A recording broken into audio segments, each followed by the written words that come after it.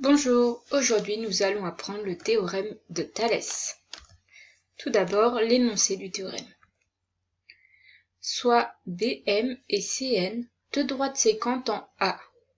Si MN est parallèle à BC, alors les longueurs du côté des triangles AMN et ABC sont proportionnelles. On a donc AM sur AB qui est égal à AN sur AC qui est égal à MN sur BC. Il existe deux configurations, la configuration dite classique et la configuration en papillon. Dans tous les cas, on a bien la même égalité AM sur AB qui est égal à AN sur AC qui est égal à MN sur BC. Pour vous en souvenir, ici, ce sont A, c'est le point d'intersection des deux droites dans tous les cas. Ensuite, en haut, je vais mettre M et N, la première parallèle, et pour savoir ce que je mets AM sur quoi, je regarde quel point est aligné avec A, M, et donc c'est B. Donc ici j'écris B. Pardon, je ne sais pas faire en sorte que ça n'apparaît pas. Ensuite, je vais mettre AN, et quel point est aligné avec A et N? C'est le point C. Et pour le dernier quotient, je reprends les deux lettres du haut A par le A, donc M et N, et les deux lettres du bas A par le A, donc BC. Voilà.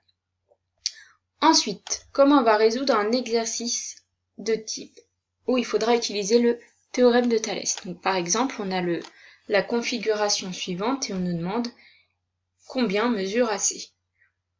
Comme toute démonstration, la première chose à faire, c'est dire ce que l'on sait. Donc ici, on sait que les droites BM et MC sont séquentes en A.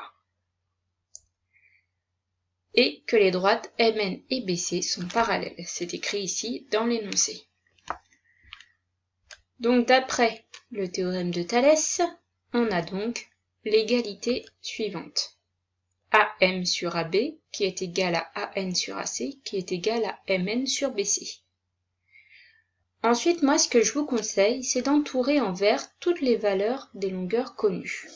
Donc, je connais AM, je connais AB, je connais AN et je connais MN. Et j'entoure en rouge la longueur cherchée. AC.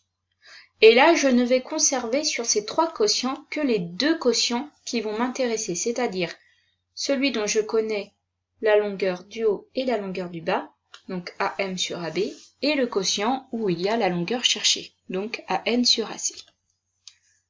Ensuite, je remplace les longueurs connues par leur valeur. Donc on va donc avoir 3 sur 4,8 qui est égal à 5 sur AC. Et là, je fais un produit en croix pour trouver la valeur de AC. AC, c'est égal à 5 fois 4,8 divisé par 3. Ce qui me donne 8 cm. Voilà, on se voit très vite en classe pour s'entraîner sur cela.